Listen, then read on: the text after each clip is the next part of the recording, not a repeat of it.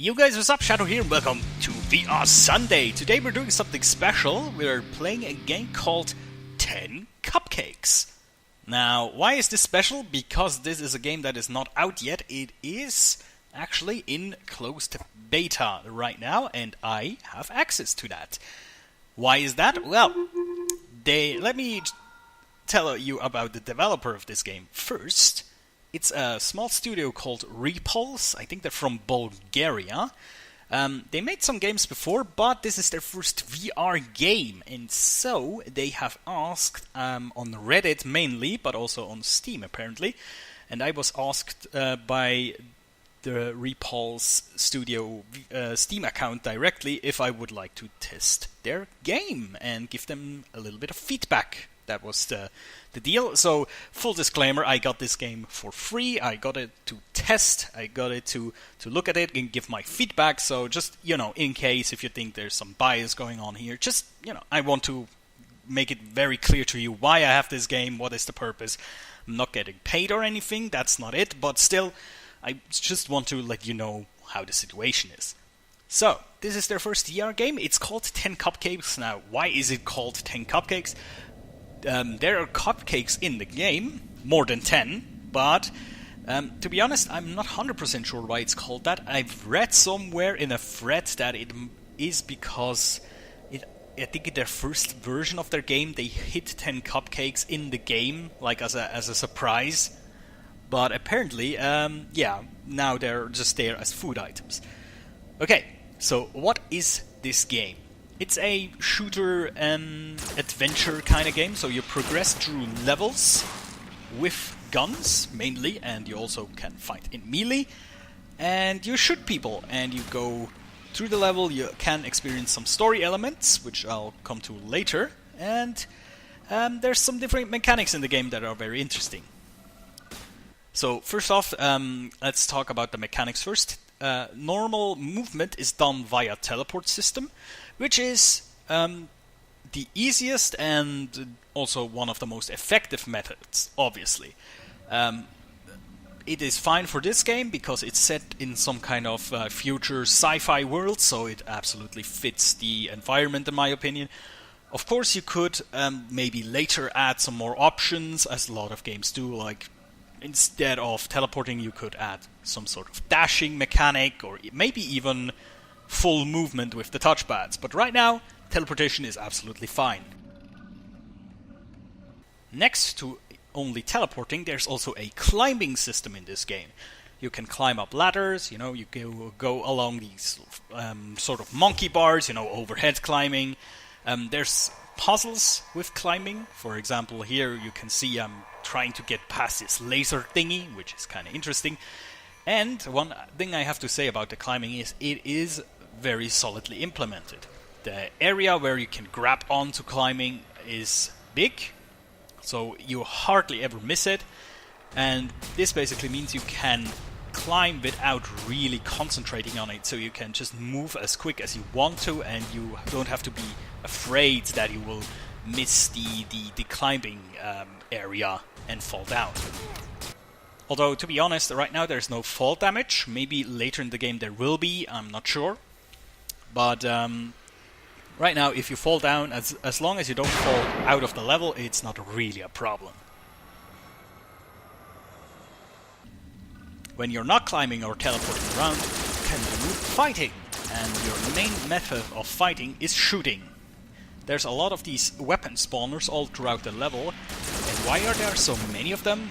Well, basically because right now you have no option to holster a weapon. Meaning, if you want to climb, you have to drop your weapon and climb up. It's not really a problem because most of the time after a climbing session there is another weapon spawner, so it shouldn't really be a problem. Of course, if they manage to actually make like an inventory system, that would be great, but it is not necessary for the game to function. Speaking of the weapons, they look interesting. They look, in my opinion, they look very beautiful. They're futuristic pulse rifles, and I also encountered some sort of a grenade launcher and a shotgun. And the shotgun and the grenade launcher are just limited by their rate of fire, and the pulse rifle has some sort of a cooldown system.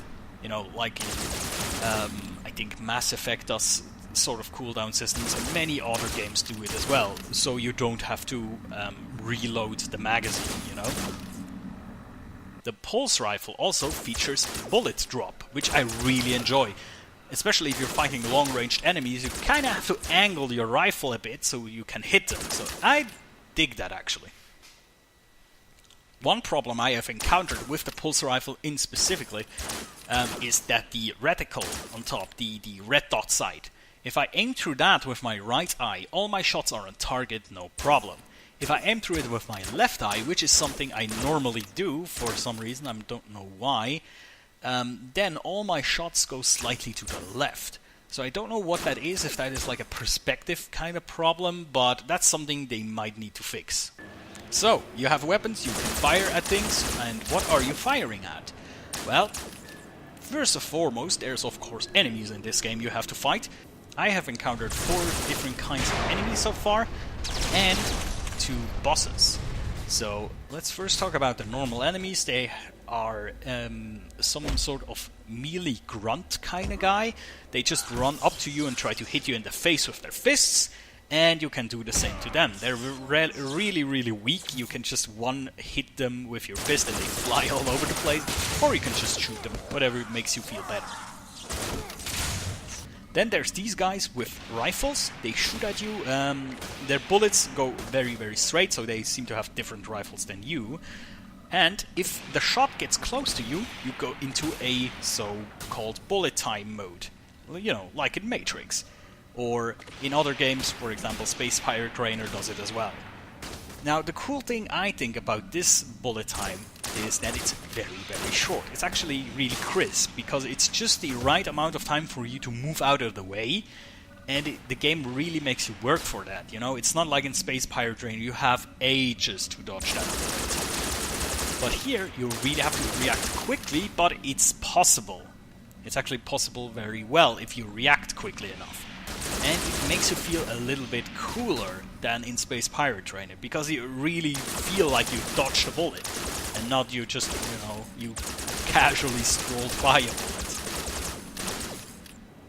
The next enemy is this female soldier here. They wield swords, and they run at you at great speed.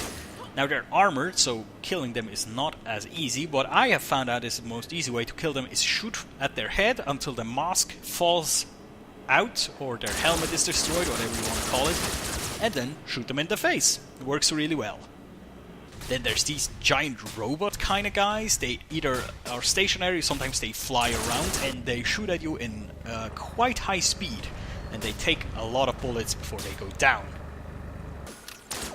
And then, as I said, there are boss enemies. Now, I encountered 2 in my play session. The first one was really, really enjoyable. It's, as you can see, a big, hulking metal monstrosity. And it is really fun to fight, because it either walks at you and smashes you, so you have to teleport out of the way, which, you know, is easy enough, or it launches rockets at you. Now, first time around, I thought you had to shoot the rockets. You know, it goes into slow-mo and you can shoot them very easily. But since they're so close to you, they actually deal damage to you that way. So, yeah, not a good idea. Then I tried to dodge them, which is also possible, but a bit hectic. But then, suddenly I realized you can grab onto these things. And what do you do once you grab the rocket? That's right, you throw it back into the boss's face. That is satisfying as hell, I have to tell you.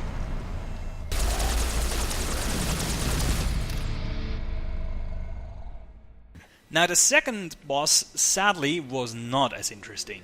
It was one of these big flying robots, but he had a lot more life, as you can see. And his rate of fire is so high that you cannot really fight him in the open field. It's almost impossible. Now, I found a little exploit that you can use. There's like some corners that he cannot fire through because there's like some sort of invisible wall. Yet you are able to hit him, which is really, really weird that it works that way. But I actually gave up after like 5 minutes of firing because he really took so little damage. So that's something I think they might want to fix, you know, either give us an option to, you know, like with the first boss, give us an option to outsmart the enemy and deal massive damage to him with a certain kind of trick, or maybe beef up the damage of the rocket launcher a little bit, or, you know, reduce the health of that boss, maybe. Another very cool thing that is in the game is destructible environment. There's a lot of little things in the game, you know, decorations and things that are lying around that you can shoot and they get destroyed. And I really like that, you know, in a wild firefight, if you take some bullets and, you know, exchange some shots with an enemy and everything goes to shit. That I really like. And there's different kinds of, you know, destructible stuff. There's like these some sort of wall panels that drop down, there's glass you can destroy, and the most enjoyable thing, and they actually show that in a lot of trailers, is this. There's these kind of, I don't know, futuristic lava lamp sort of things, and if you shoot them, you know, there's like splashes of water everywhere, and the glass shards are flying around. It looks really cool. Now, the story of this game is kind of interesting. Right now, there is no like intro or anything, and that is, if they want to put in something like that, I guess that is something that is on the list of things that they want to do later on once the game is completed, you know. The story so far is being told in these consoles here. These consoles, you can activate them, and then you will be played some sort of audio log with some visual cues next to it. Yeah, I do see Serenian gods on each. And they're kind of interesting. The story so far is interesting enough for me to want to know more about it, you know.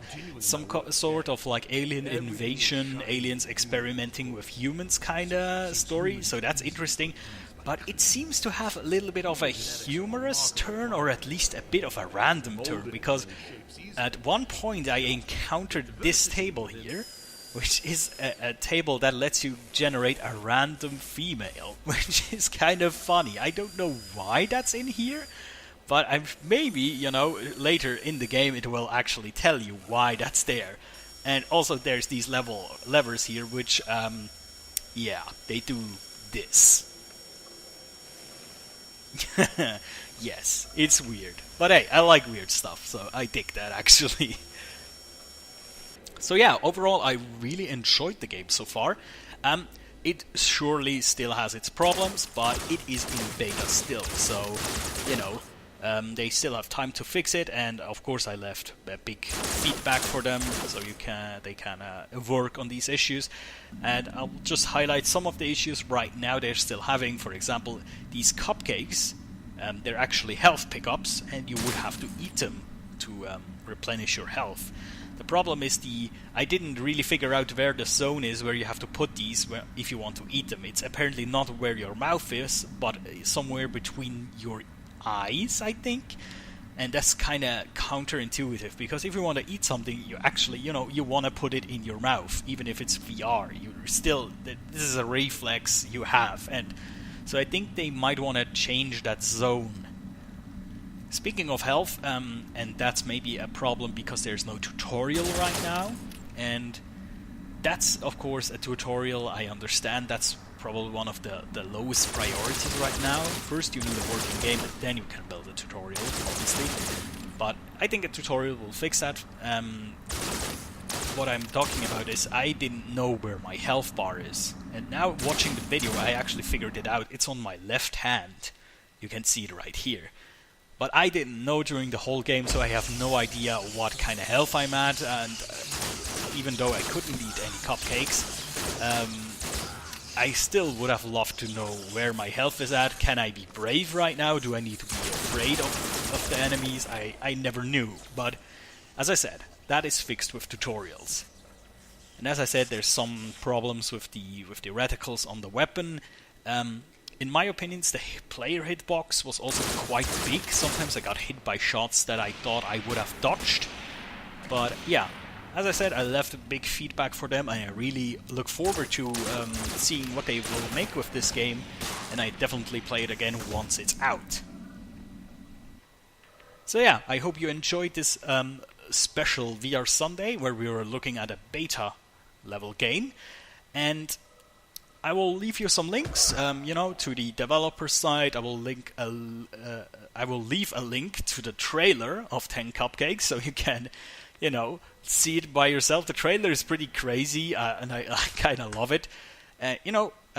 You might want to keep your eyes out on the Reddits. I think they post on the VR game subreddit, on the Oculus subreddit. Sometimes they will post that they have more beta keys to test. I think right now they're down to 5 or something, but maybe they will release more. I don't know. So, you might want to keep your eyes open, and if you see it again, go ask them. They're very nice developers. They're super friendly. I'm on a Discord server with them right now. They are active, and they talk to you, and it's really, really nice environment there. So, yeah, I like these kind of developers, and I really hope their game is going to do well. And yeah, guys, thank you so much for watching. I'll see you next time. Take care.